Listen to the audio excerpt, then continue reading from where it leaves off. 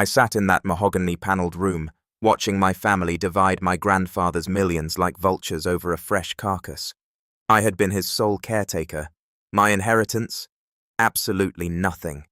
Or so my smug aunt thought, right until the lawyer handed me a sealed, dusty envelope that changed everything.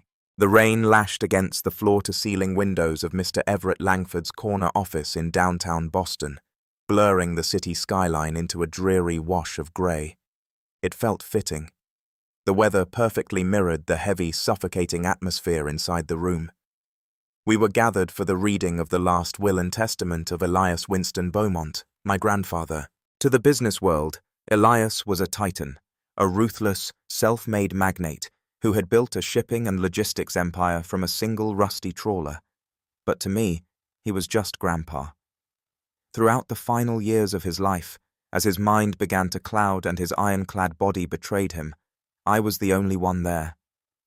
I had paused my master's degree in architecture, packed up my life, and moved into his sprawling, echoing estate in Connecticut to become his full-time caretaker.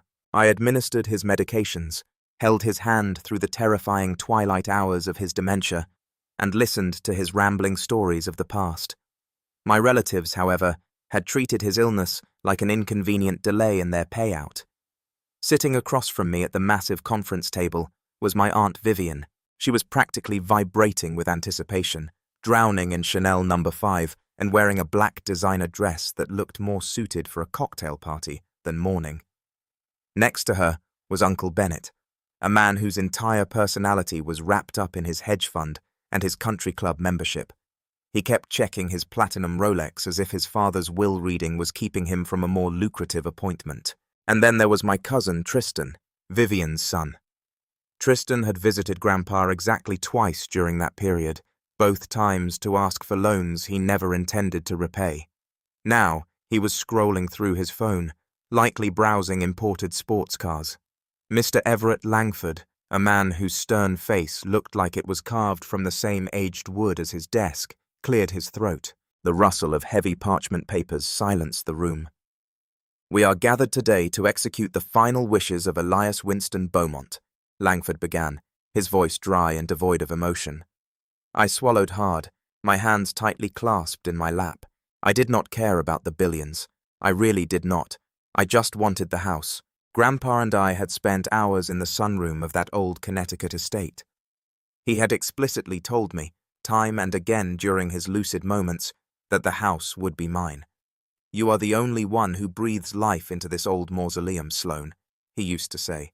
"It is yours, a place to finish your studies and build your own life." Langford adjusted his reading glasses. "I, Elias Winston Beaumont, being of sound mind and body, do hereby revoke all former wills and codicils and declare this to be my last will and testament." The following moments were a blur of legal jargon, trusts, and staggering numbers. Uncle Bennett was named the sole beneficiary of the Beaumont commercial real estate portfolio, skyscrapers in Manhattan, warehouses in Chicago, and waterfront properties in Miami. Bennett leaned back in his leather chair, a smug, tight-lipped smile spreading across his face. Aunt Vivian was bequeathed the entirety of the liquid assets held in the primary accounts, as well as the family's lucrative offshore investments. She actually let out a breathy, theatrical sigh of relief, patting Tristan's knee. Tristan himself was awarded the entirety of Elias's classic car collection, a fleet of vintage Ferraris and Aston Martins worth 8 figures alone. With every asset distributed, my heart sank a little lower, not out of greed, but out of a growing, icy realization. Langford was reaching the bottom of the document. The estate had been carved up, the pie was gone, and finally, the primary residence located in Greenwich, Connecticut, along with its surrounding acres, shall pass to Vivian Beaumont Crawford, to be sold or maintained at her absolute discretion. I froze. The breath was knocked out of my lungs. The house. He gave Vivian the house. Aunt Vivian turned to look at me, her eyes glittering with a predatory triumph. She did not even try to hide a smirk. Langford closed the thick, leather-bound folder. The soft thud sounded like a gavel coming down on my chest. "That concludes the primary distribution of the estate." Silence stretched across the room, broken only by the ticking of a grandfather clock in the corner. I sat there, paralyzed. Years of sponge baths, midnight panics, holding him while he cried because he could not remember my grandmother's face. I had sacrificed my youth, my career, my social life. I did not expect $1 billion, but to be completely erased. To be left with absolutely nothing. "Wait," I said, my voice cracking. I cleared my throat, forcing myself to sit up straight despite the crushing weight of humiliation. "Mr. Langford, is that it? Did he mention me at all?" Uncle Bennet scoffed loudly, adjusting his silk tie. "Oh, for heaven's sake, Sloane, have some dignity. You lived rent-free in a mansion. Consider that your inheritance." "I was his nurse, Bennet. I kept him out of a facility when none of you would even return his calls," I fired back, the sting of tears threatening the corners of my eyes. "You were a glorified maid, darling," Aunt Vivian purred, examining her freshly manicured nails. "And a manipulative one at that. We all knew what you were doing, hovering around him, playing the devoted granddaughter to get your hands on the estate. Thank God my father was smart enough to see through your little act before the dementia completely took his mind." "That is a lie, and you know it." I stood up, my chair scraping harshly against the hardwood floor. "He promised me the Greenwich house. He said it to my face." "Well, clearly he changed his mind," Tristan chimed in, not even looking up from his phone. "Maybe you should have made him better soup, Sloane." I looked at Mr. Langford, pleading with my eyes for some clerical error, a missing page, anything. But the lawyer's face remained an impenetrable mask. He did not look pitying. He just looked tired. The betrayal was an absolute physical ache in my chest. Grandpa had lied to me. In the end, he was just like the rest of them, cold, calculating, and ruthless. I reached for my purse, ready to flee the room before I gave them the satisfaction of seeing me cry. "If we are quite finished here," Aunt Vivian said, standing up and smoothing her skirt, "I have a meeting with a real estate broker. I want that dusty old Greenwich house put on the market. Sloane, you have to get your things out of the staff quarters." "Sit down, Vivian," Mr. Langford said. The sharp, authoritative tone of his voice cracked through the room like a whip. Vivian blinked, offended, but slowly lowered herself back into her chair. Mr. Langford did not open the leather folder again. Instead, he reached into the bottom drawer of his desk. "I stated that concluded the primary distribution of the estate," he said, his eyes finally meeting mine. "However, Elias left very strict, explicit instructions regarding a final addendum, a codicil meant for one person only." He placed a small, heavily weathered wooden cigar box on the polished table. Resting on top of it was a thick, cream-colored envelope, sealed with dark red wax. Stamped into the wax was Elias's personal signet ring. "This," Langford said, his voice dropping to a low, serious register, "is for Miss Sloane." The room went dead silent. The smug satisfaction evaporated from Aunt Vivian's face, replaced instantly by a tight, anxious glare. Uncle Bennet leaned forward, his knuckles turning white as he gripped the armrests of his chair. "A codicil?" Bennet demanded, his voice rising in panic. "What do you mean, a codicil? We have a right to know what is in it." All assets were supposed to be accounted for in the main trust. The contents of this box and letter were kept completely separate from the primary estate by Mr. Beaumont's express legal design. Mr. Langford stated calmly, sliding the box across the long table until it rested directly in front of me. "They are exempt from probate, exempt from familial contestation, and exempt from your oversight, Bennet." Tristan actually dropped his phone onto the table. "Is it cash? Bearer bonds?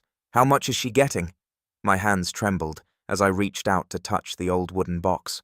It smelled faintly of cherry wood and Grandpa's signature pipe tobacco. I carefully broke the wax seal on the envelope, drawing out a single sheet of heavy parchment paper. But before I could unfold it, Mr. Langford raised his hand. "Miss Sloane, your grandfather was very specific. The letter is to be read in private. However, I am legally obligated to read the contents of the physical bequest for the record." Langford picked up a secondary sheet of paper from his desk. "To my granddaughter Sloane, I leave the Blackwood boathouse and the truth." I frowned. I slowly opened the rusted latch of the cigar box. Inside, resting on a bed of faded green velvet, was a heavy, tarnished brass key on a frayed leather string. There was nothing else. Aunt Vivian stared at the key for a long moment before bursting into a sharp, cruel laugh. "The Blackwood boathouse," Vivian gasped, wiping a tear of mirth from her eye. "Are you joking? Everett, tell me this is a joke." "I assure you, Vivian, it is not," Langford replied deadpan. Uncle Bennet let out a booming laugh, slapping the table. "Good Lord, he really did lose his mind at the end. Sloane, do you even know what the Blackwood property is?" I shook my head, feeling a flush of deep embarrassment creeping up my neck. I held the heavy, ugly key in my hand. "It is a worthless, rotting shack on a miserable patch of marshland up in Maine," Bennet chuckled, shaking his head. "Dad bought it during a manic phase when he thought he was going to get into the lumber business. It is surrounded by swamp, completely inaccessible by road, and the structure has been condemned for years. It was not even worth including in the estate liquidation because the back taxes on the land are higher than its actual value." Vivian smiled at me, a sickly sweet expression of absolute victory. "Well, darling, it seems you got exactly what you deserved. A literal pile of rotting wood in a swamp. Enjoy the mosquitoes. Do not forget, you have to vacate Greenwich." The humiliation was complete. It was worse than being forgotten. It was a deliberate insult, a final cruel prank from a man I thought loved me. I did not say a word. I could not. I shoved the letter into my purse, grabbed the wooden box, and walked out of the office, ignoring the sound of Tristan's snickering behind my back. The drive back to my small, cramped apartment off campus was a blur. The rain continued to pour, the windshield wipers keeping a rhythmic, mocking beat. When I finally got inside, I dropped my keys on the counter, sank onto the cheap sofa, and finally let myself cry. I cried for the loss of my grandfather, for the lost years of my life, and for the sheer, profound betrayal of it all. I stared at the rusted brass key sitting on my coffee table. Why? Why would he do this? Even in his worst stages of dementia, Elias was not a cruel man. He was demanding, yes, stubborn, absolutely, but never malicious. Wiping my eyes, I reached into my purse and pulled out the heavy cream envelope. My fingers traced the broken wax seal. With a deep breath, I unfolded the thick parchment. The handwriting was not the shaky spiderweb scrawl of his final months. It was bold, sharp, and perfectly steady. He must have written this years ago, long before the illness took its toll. "My dearest Sloane, if you are reading this, I am gone, and you have just endured a room full of vultures picking at my bones." I can only imagine the smug looks on Vivian and Bennett's faces right now. I suspect they have already kicked you out of the Greenwich house. Do not cry, my girl, and do not think for a second I abandoned you. You are the only decent soul in our bloodline. You proved that when you gave up your life to care for an old dying man. Because of your pure heart, you are the only one I can trust with my true legacy. Listen to me carefully, Sloane. The wealth I left them, the Manhattan buildings, the offshore accounts, the classic cars, it is all a gilded cage. What they do not know, what my accountants have hidden masterfully for a decade, is that the Beaumont empire is crumbling. The offshore accounts are currently being flagged for a massive federal audit. The Manhattan properties are built on toxic debt and leveraged against loans that are being called in soon. Before long, Vivian, Bennett, and Tristan will be fighting off federal indictments, bankruptcy, and asset seizures. I gave them exactly what they wanted, the illusion of power right before the floor falls out from under them. But you, my sweet girl, I have left you the reality. Decades ago, I saw what money was turning my children into. I knew I had to protect the real fruits of my labor. I slowly liquidated the most valuable, untraceable assets I owned, rare commodities, bearer bonds, and solid gold bullion, and I hid them. It is a fortune that exists off every ledger, free from the IRS, free from the debt collectors, and completely free from your aunt and uncle. They think the Blackwood boathouse is a joke, a rotting shack in a swamp. Let them think that. Let them laugh. The brass key in that box does not open the door to the boathouse, Sloane. It opens the heavy iron trapdoor beneath the floorboards of the main slip. Everything you need to start your new life, and everything you need to finish the map I have laid out for you, is waiting in the dark. Trust no one. Move quietly and take back what is yours. With all my love, Grandpa Elias. I sat in the dim light of my apartment, my heart hammering against my ribs like a trapped bird. I read the letter again, and then a third time. The tears on my face had dried, replaced by a sudden, electric rush of adrenaline. I looked down at the tarnished brass key. It no longer looked like an insult. It looked like a weapon. Aunt Vivian had told me to vacate the estate. I did not need to wait. I grabbed my phone, opened a map application, and typed in the coordinates for Blackwood, Maine. The game had not ended in that stuffy law office. It had just begun. I did not wait.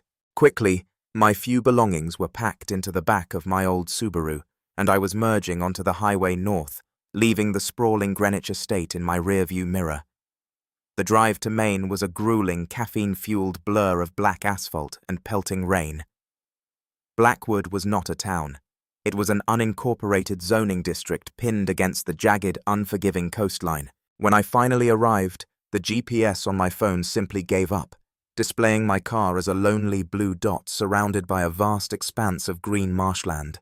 Uncle Bennett had been right about one thing. The property was entirely inaccessible by road. I had to stop at a rusted bait and tackle shop miles down the highway to rent a motorized aluminum skiff. The old man behind the counter looked at me like I was insane when I showed him the coordinates on my map. He warned me about submerged stumps and the vicious tidal pool, but he took my cash anyway. Navigating the labyrinth of the salt marsh was a nightmare. The air was thick with the smell of sulfur, decaying peat, and brine. Mosquitoes swarmed the boat in dark clouds. After an hour of puttering through narrow, winding channels of dark water, I finally saw it. The Blackwood boathouse. Calling it a shack was generous. It was a sinking, asymmetrical nightmare of rotting cedar shingles and collapsed roofing, half swallowed by overgrown weeping willows and suffocating vines. The wooden dock leading up to it was missing half its planks, looking like a set of shattered teeth. I tied the skiff to a relatively sturdy piling and stepped onto the dock, my boots sinking into the spongy, waterlogged wood. My heart hammered against my ribs. "Let them laugh," Grandpa had written. Standing in the middle of this desolate swamp, I was beginning to doubt his sanity. How could a billionaire's fortune be hidden in a place that looked a strong gust of wind away from disintegrating into the mud? I pushed open the heavy front door. It did not squeak. It simply tore off its rusted bottom hinge and collapsed inward with a wet thud. The interior was gloomy, lit only by the shafts of dusty sunlight piercing through the holes in the roof. The main slip, a rectangle of dark water meant to house a boat, took up the center of the room. Surrounding it was a narrow, U-shaped walkway of thick, warped floorboards. Beneath the floorboards of the main slip, I knelt on the damp wood, pulling a heavy iron crowbar from my backpack. I wedged it between the planks near the edge of the slip and pushed down with all my weight. The wood groaned, resisted, and then cracked, splintering violently. I tore away 3 large planks, exposing the dark, muddy foundation below, except it was not mud. My breath caught in my throat. Hidden a foot below the rotting pine was a massive, pristine sheet of industrial-grade steel. I scrambled to clear away the rest of the debris, throwing chunks of wood over my shoulder until the entire structure was revealed. It was a heavy, submarine-style iron trapdoor, bolted directly into a concrete foundation that must have been poured deep into the marsh years ago. A massive, modern, waterproof seal lined the edges, and dead center, covered by a flip-up brass cap, was an old-school mechanical keyhole. With trembling fingers, I retrieved the tarnished brass key from my pocket. It slid into the mechanism with a satisfying, oiled click. I turned it. A heavy internal deadbolt clacked loudly, echoing in the quiet shack. I grabbed the iron handle, bracing my legs, and pulled upward. The hatch hissed, breaking its airtight seal, and swung open on hydraulic hinges. A rush of cool, perfectly dry, climate-controlled air drifted up from the darkness, carrying the faint scent of machine oil and aged paper. I clicked on my heavy-duty flashlight and pointed the beam downward.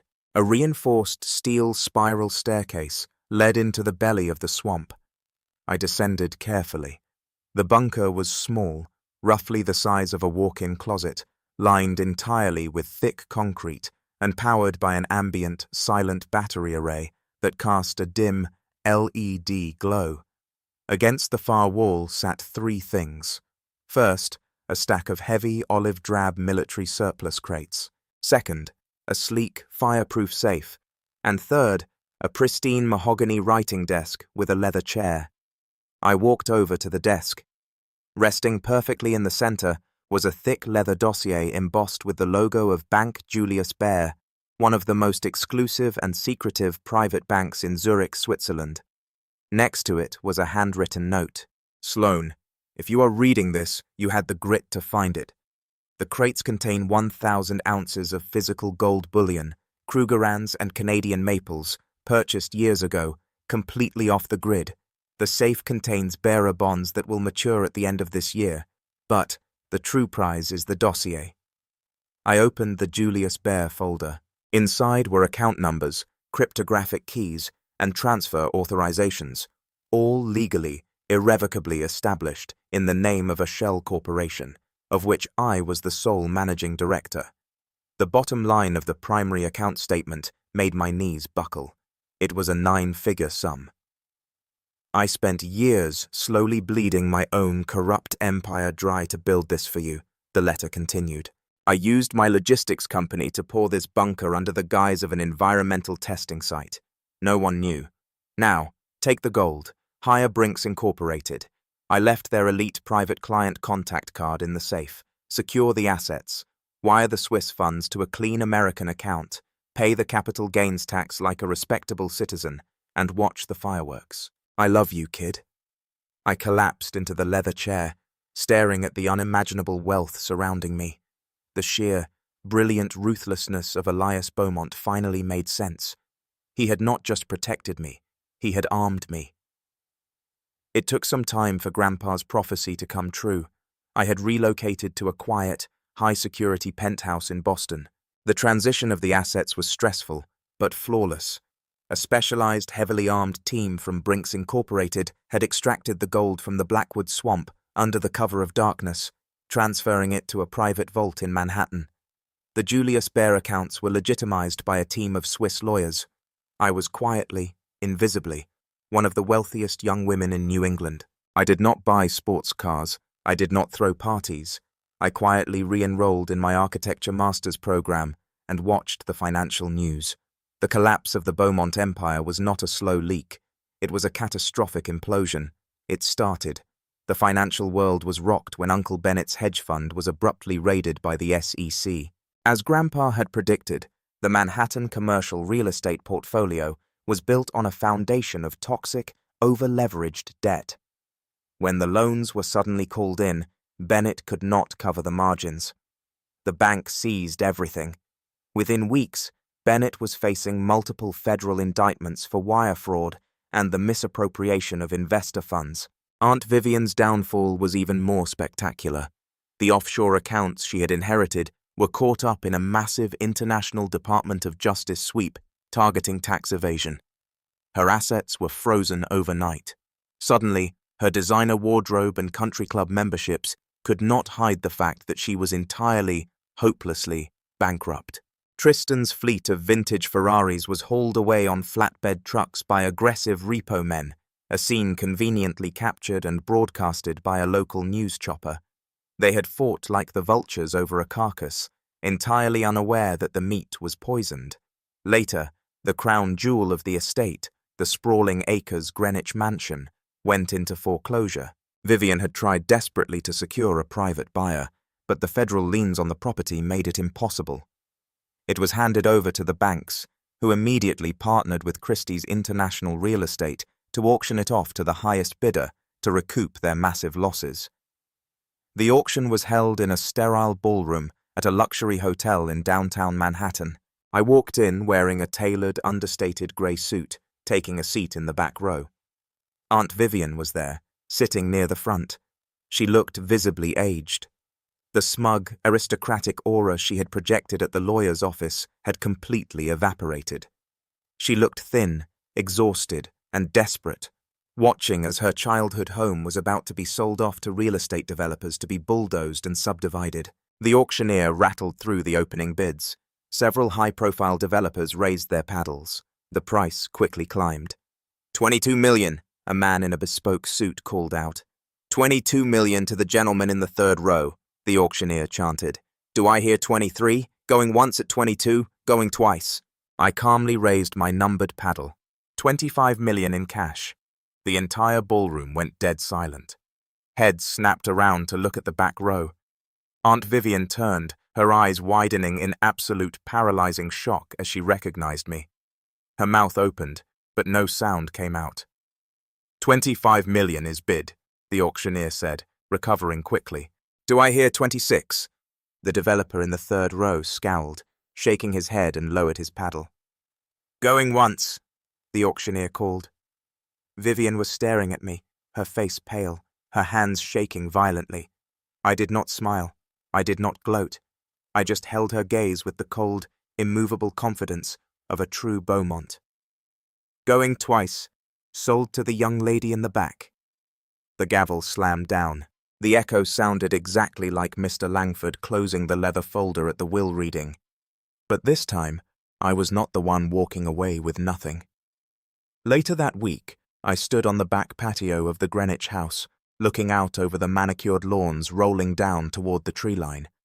The house was empty, echoing with the memories of the years I had spent caring for the man who built it. I had my drafting table set up in the sunroom, exactly where he had promised they would be. Grandpa had known that money in the hands of the greedy was a weapon that eventually turned on its wielder. By leaving me nothing, he had given me the ultimate cover to claim everything. The vultures had been starved, the rot had been burned away, and the foundation was finally mine to rebuild. Did Sloane's ultimate revenge give you chills? If you loved this story of karma, hidden wealth, and ultimate justice, make sure to hit that like button. Share this video with a friend who loves a satisfying plot twist, and do not forget to subscribe to the channel for more incredible, jaw-dropping, real-life dramas every single week. Ring the bell so you never miss a tale. See you next time.